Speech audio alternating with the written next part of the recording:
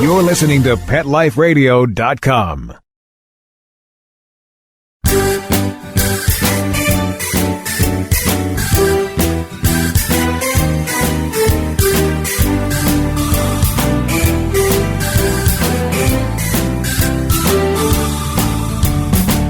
Welcome to Get Positive Results in Pet Life Radio. I'm your host, Teody Anderson. Thanks for joining us today.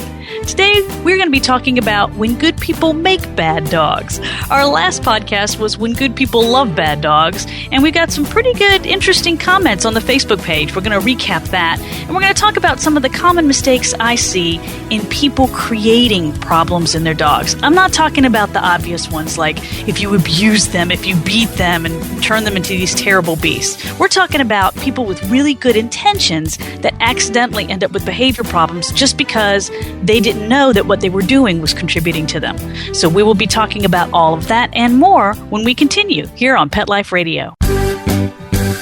We'll be right back, right after these messages. Stay tuned. Take a bite out of your competition. Advertise your business with an ad in Pet Life Radio podcasts and radio shows. There is no other pet-related media that is as large and reaches more pet parents and pet lovers than Pet Life Radio. With over 7 million monthly listeners, Pet Life Radio podcasts are available on all major podcast platforms, and our live radio stream goes out to over 250 million subscribers on iHeartRadio, Odyssey, TuneIn, and other streaming apps. For more information on how you can advertise on the #1 pet podcast and radio network, visit PetLifeRadio.com/advertise today. Let's talk pets on PetLifeRadio.com.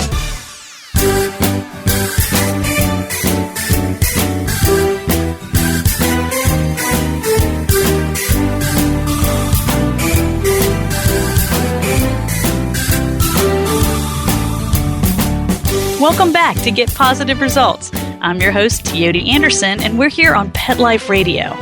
Our last podcast, and if you haven't had a chance to hear it, I hope that you will tune in. It was called When Good People Choose Bad Dogs. And basically, we were talking about some dogs that had made the media, national media lately, that were very aggressive. And people came out of the woodwork trying to adopt these dogs. What makes good people want to adopt bad dogs? And it's not the dog's fault. Don't get me wrong that they ended up like this. A lot of things contribute to that. We're going to be talking about some of that today.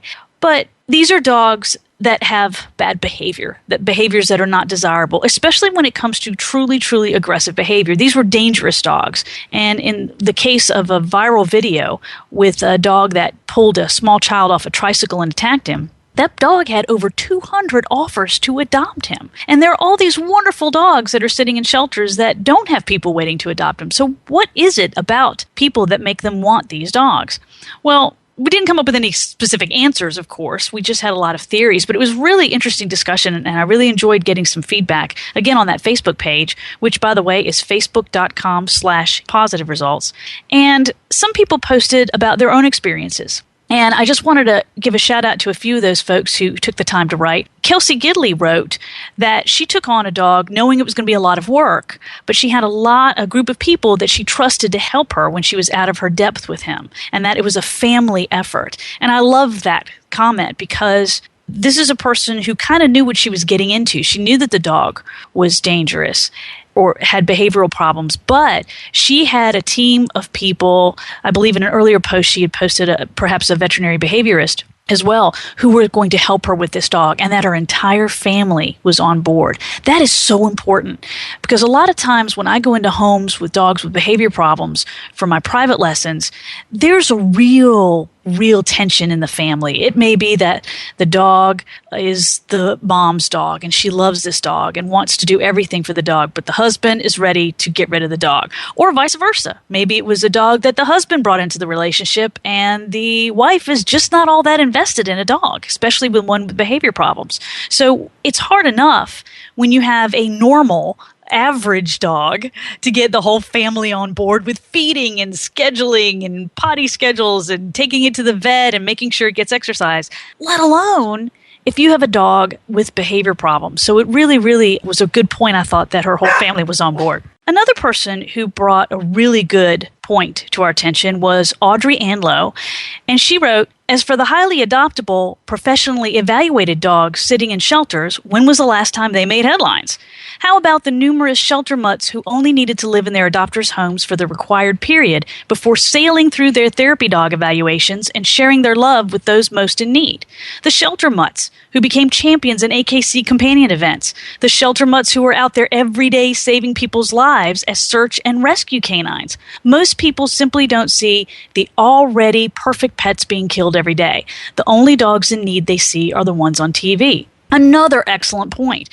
Unfortunately, the media is the media, and the only way that many animals are going to get on the news is if they have either survived something horrible, like a burning building or coming out of a well or something just horrific that these poor animals have survived, and then people hear about them and want to adopt them, or they've attacked people and they're making it in the news.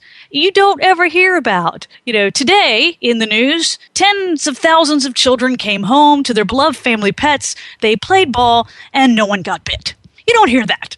And that's a shame, because there are some wonderful animals out there. They just don't warrant TV interest or radio interest or other media interest. So be sure when you are looking for your next family pet that you don't overlook those little quiet ones that don't create a problem with their behavior problems, because those are the best ones to bring home. I'm sure we will be talking about that in a future podcast. But in any case, great comments on the Facebook page. Really appreciate that. And some other comments. People shared the post with their friends on Facebook, and we appreciate that here at Pet Life Radio. So if you've got good people falling in love with these bad dogs, you also have incidents where good people make the bad dogs. And it's always a tricky thing as a trainer when you come into somebody's home and they're telling you about their dog's problems. And it's a very delicate thing. You don't want to say, well, this is all your fault. And sometimes I don't have to. Sometimes the first thing they'll say is, we did this, didn't we? And I'm like, yeah, you did. But we can fix it. But, yes, you did. So a lot of times they will confess and they will know that they contributed to the problem. But sometimes they don't. And again, it becomes a delicate balance when you try to explain people very politely that they are contributing to the problem, and the reason why the dog has these behavior problems is because of things that they did or things that the people didn't do. And so I'm going to go over my top reasons that I see in my training practice for the reasons why people accidentally make bad dogs. And again, we're not talking about the obvious stuff when they're really cruel and awful and that's why the dog lashes out.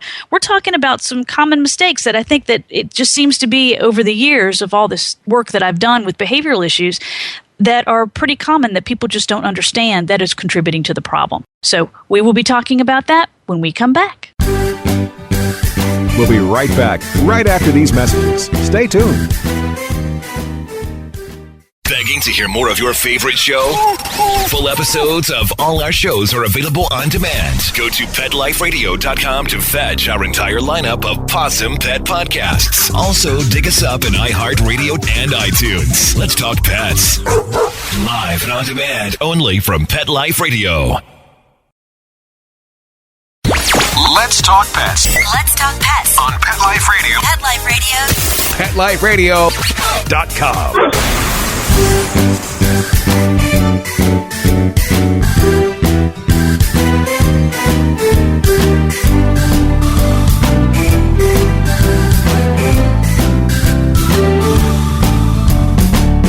Welcome back to Get Positive Results on Pet Life Radio. I'm Teody Anderson, and I'm going to be sharing with you the common mistakes I see when people create bad dogs.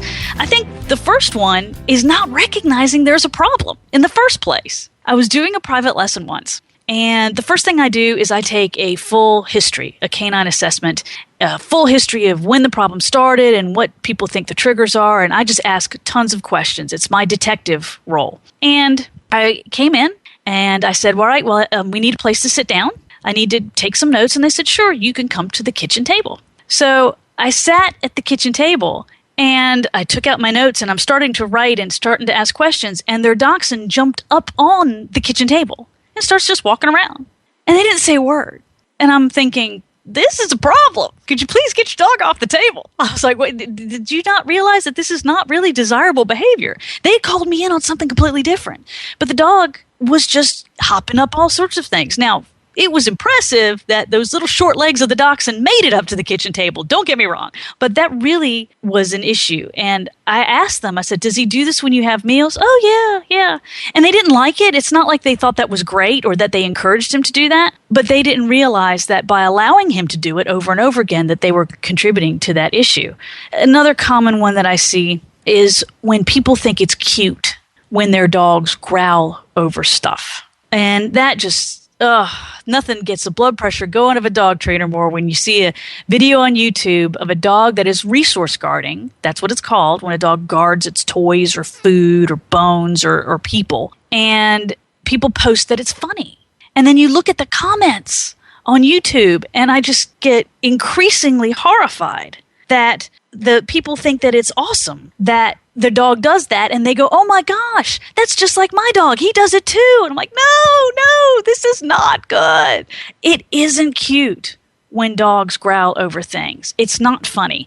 And it doesn't matter if it's a small dog or a large dog. There are some people who would find it frightening in a Rottweiler, but when their little Chihuahua does it, isn't that adorable? And Chihuahuas can bite, and Chihuahuas have teeth, and they can also incur damage, especially to children. So it's not funny when the little ones do it. But some people think it's funny when the big ones do it too. They have these big, huge, muscular dogs growling, and people think it's hysterical. It is not. It is not. And what happens is that this behavior goes on and on and on, and it escalates, and eventually someone's going to get bitten. And that's when I get called in.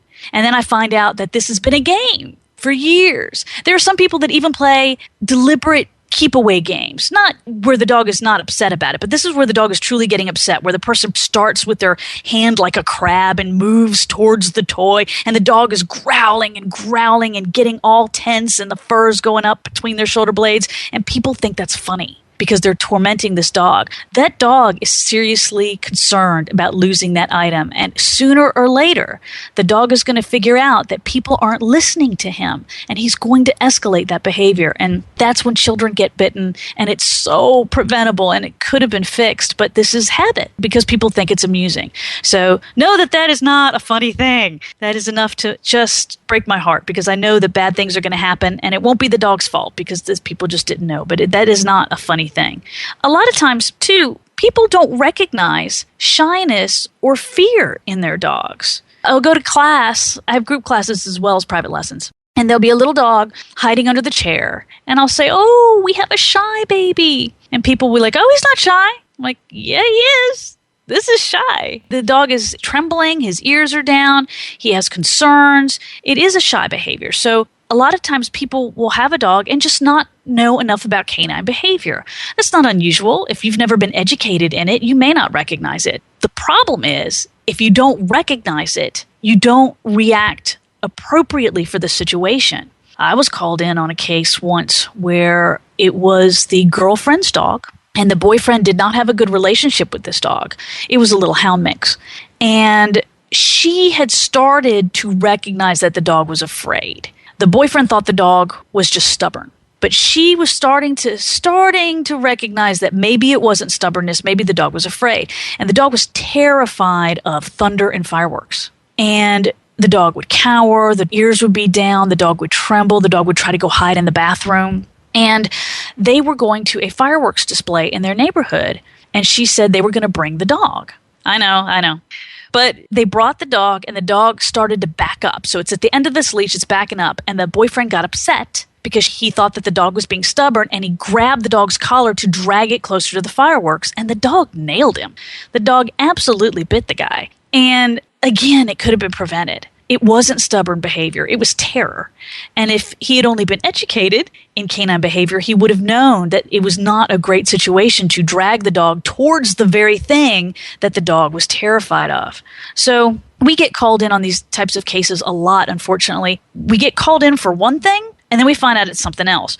Another example is got a call for a house training problem. It was a little Yorkie peeing in the house. Very annoying to the family. They were tired of cleaning the carpet all the time, very frustrated, which I completely understand.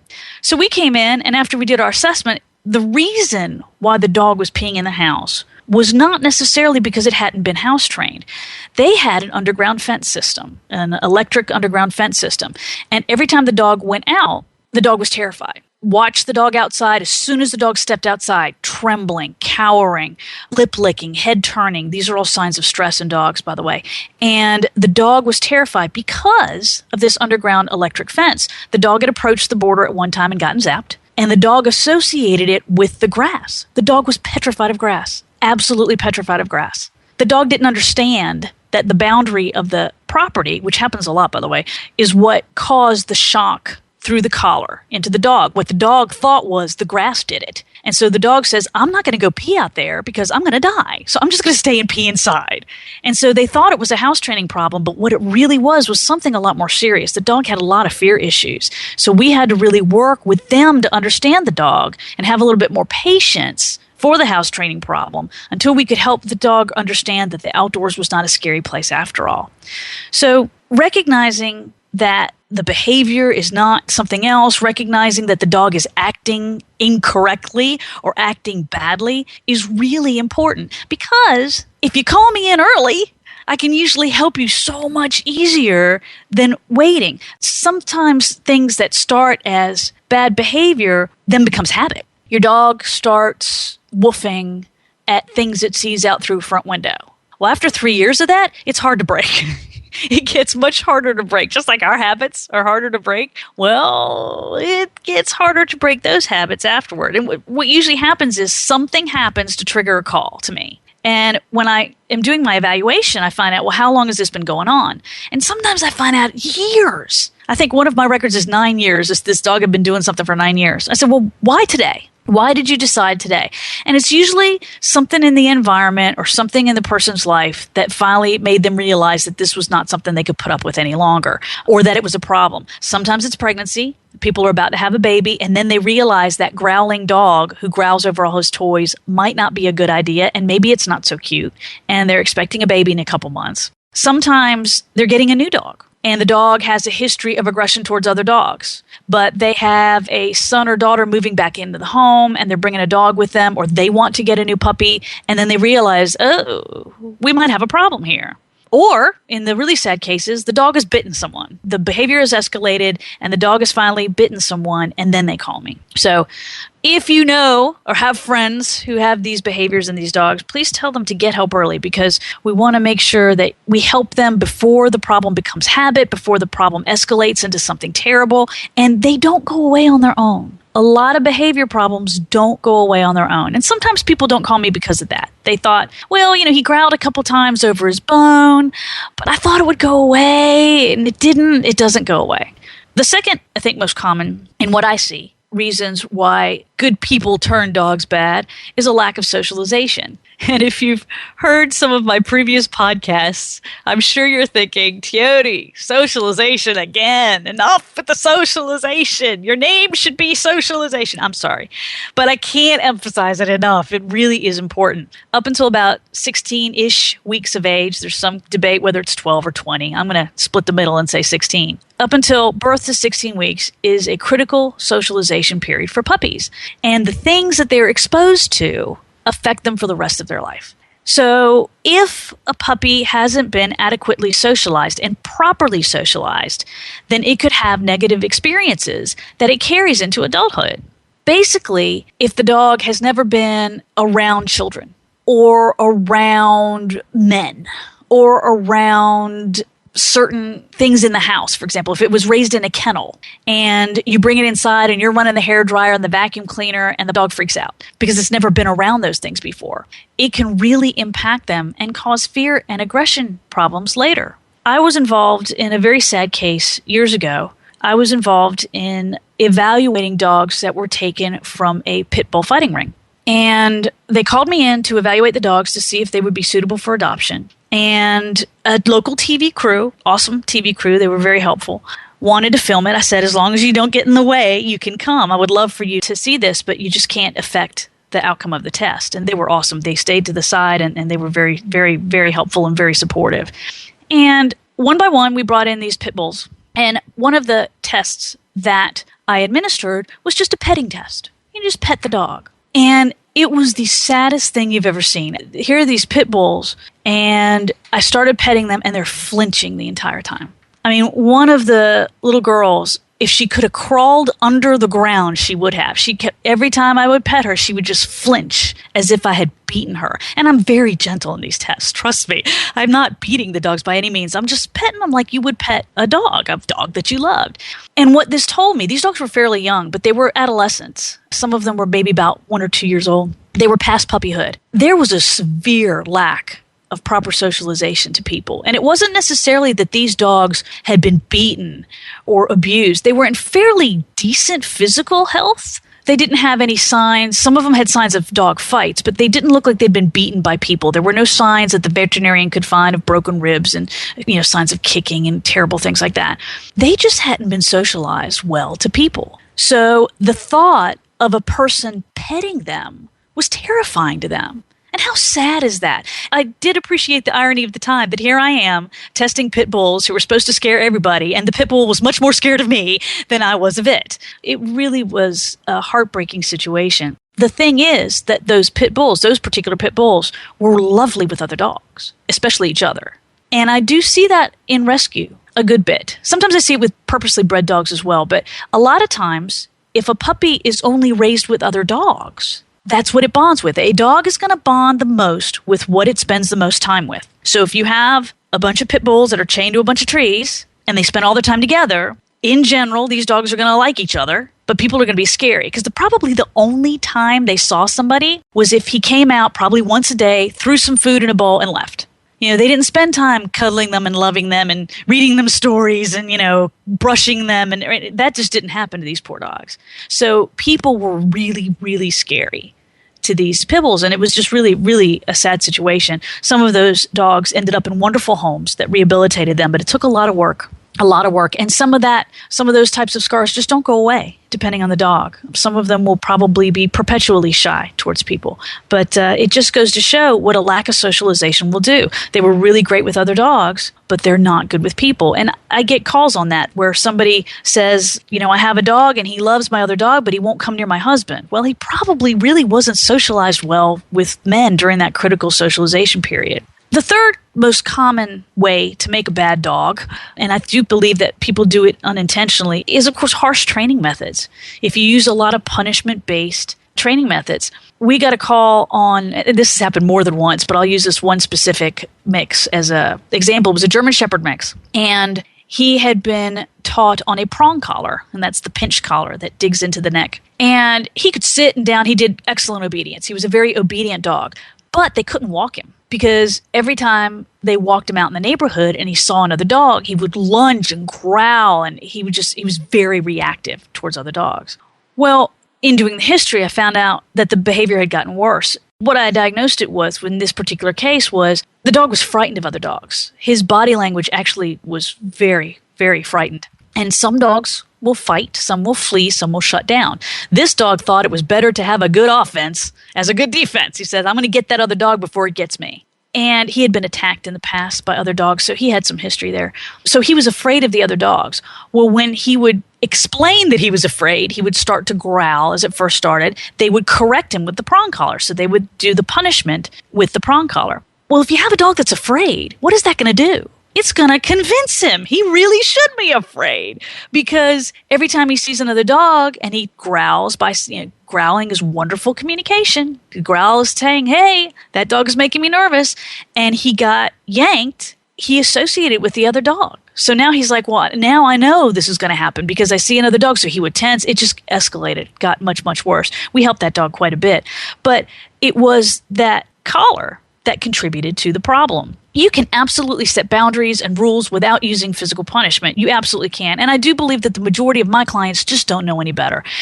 And it's really, really important, and it can be very challenging to find someone who's going to lead you in the right direction. Just as when we are surfing Dr. Google to find out what's wrong with us every time we have a symptom, Dr. Google will have you convinced that you've got the plague, and you may actually just have a sinus infection. But you have to make sure that your sources are valid. There's a big difference, for example, if you are trying to do your taxes for going to a CPA than to Uncle Joe's tax advice and small engine repair website. You want to make sure that you're getting a really reliable source. And it is a responsibility on the part of trainers to be a reliable source and be educated in the latest canine behavior.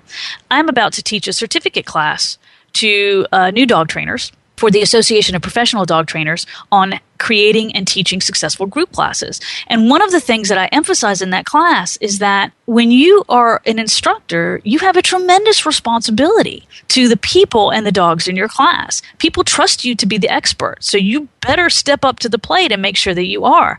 Unfortunately, so many stories of people who have turned their dog over, turned that leash over, and other animals as well, to somebody who was allegedly an expert and then regretted it. And that just makes me so mad at the industry that people are doing that out there. I remember many years ago, there was a woman who swore she would never go back to a class again. Not mine, thank goodness. She had a little West Highland White Terrier, and these classes were in a parking garage, which could be scary for some people, especially at night, let alone some of the dogs. It was very echoey, and there was lots of smells on the floor, and some dogs were not happy to be there in this environment. And he was a very timid little Westie, and they were working on heel, a competition heel where the dog stays right by your side. And the instructor said, "Can I demo with your dog?" And she said, "Sure." And she handed the leash over, and the dog put the brakes on. The dog said, "I don't know you. I don't want to go with you. I want to stay with my mama." And the instructor tied the dog's leash to his leg and dragged him around in a circle. And the dog got so terrified that he peed all over himself and the instructor. That's a horrible thing. It's a horrible thing. But was it that woman's fault? No. She didn't know. She thought she was turning it over to someone who would treat her dog with respect. And unfortunately, she didn't. And so we really have to do research for trainers and any kind of expert that you turn your animal over. And again, it's not just dogs. I had dinner this weekend with a new friend who has horses, and she was talking about how a trainer just really made her horse's issues much, much worse, and she had to put a stop to it. And I gave her credit for putting a stop to it because not everybody knows that that's not okay. So you have to know that. A couple warning signs: if you have a trainer that believes in dominance theory, you got to go in the opposite direction. There are several well-renowned veterinary associations, veterinary behavior associations that have said, please don't use trainers who use dominance theory as the basis of all their training, mainly because it's misguided. A lot of people want to say that dogs are wolves, and this is how wolves behave, so this is how dogs should behave. Well, I'm thinking that a pack of pugs are not going to take down a caribou anytime soon. Plus, there's new studies that show that dogs may not have come from wolves in the first place. But even if they did, they're not the same anymore. We have bred it completely out of them. Dogs and wolves are not the same. They do share some characteristics, absolutely. But a lot of the things involved with training absolutely do not apply. I have spent time at Wolf Park in Battleground, Indiana. Highly recommend the place. It is a place where they are completely devoted to wolves in their care, and they have a wonderful research facility there, an educational program where they educate people about wolves. After you've gone through training and signed a disability waiver, you get to go in with some of the wolves as well, and I've done that several times, and it's just really, really amazing place. But they help promote the truth about what wolves are, and there's a lot of people that come all over the world to Wolf Park to study wolves. They are domesticated there, but they are not tame. You can't tame a wolf. You can make it much more social to people with a certain protocol, but you cannot tame them. And these wolves are just amazing, amazing. But some of the things that I hear about people where you should always eat first, because in the pack of wolves, the alpha eats first. So I have poor clients like searching the pantry for some peanuts or crackers just to eat a cracker so they can feed their dog and make sure that they eat first. This is ridiculous. It is not necessary. And in actuality, the alpha wolf doesn't always eat first. The alpha wolf sometimes lets the babies eat first because they're at the most risk of perishing. So it's not true that the alpha wolf eats first. Plus, the whole thing about the alpha role where you pin the dog on the ground and show it who's the boss is discounted and not true as well. A submissive wolf, when presenting itself to a higher ranked wolf, will roll himself over. The alpha wolf does not take his paws and flip his comrade over and stare at him. That's not how it works at all. Plus, your dog knows you're not a wolf. and he knows you're not another dog. That's why he comes to you every night and stares at you, so you and your opposable thumbs will go to the pantry and open the pantry door because he can't get in it, and he wants you to feed him. So they know that we're not the same as they are. So it's really discounted, and it can really cause a lot of behavioral problems. If you think about a true wolf pack anyway, the main behaviors that they exhibit are to avoid conflict. If you have to depend on your buddies to take down that caribou, it doesn't do you any good if you beat them up so much that they can't function. You guys have to work together in order to bring that animal down. So most of the behaviors that wolves exhibit are to avoid conflict, not to create it. They have to depend on each other to eat. And I think a lot of that wolf theory has really influenced a lot of early dog training, but it's still out there. I still run into it. It doesn't have to be adversarial between you and your dog. You should work as a team. It's not between us or them.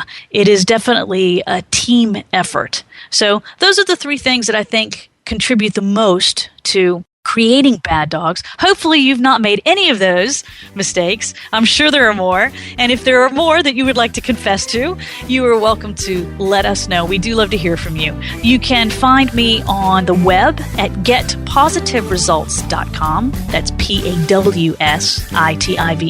Getpositiveresults.com. On Facebook at facebook.com/positiveresults. And at Teoti at petliferadio.com. That's TEOTI at petliferadio.com. Once again, this has been Teoti Anderson. Thank you so much for joining us today. I appreciate the producer's hard work in helping make this happen. And we will see you again on Get Positive Results on Pet Life Radio. Let's Talk Pets, every week on demand, only on PetLifeRadio.com.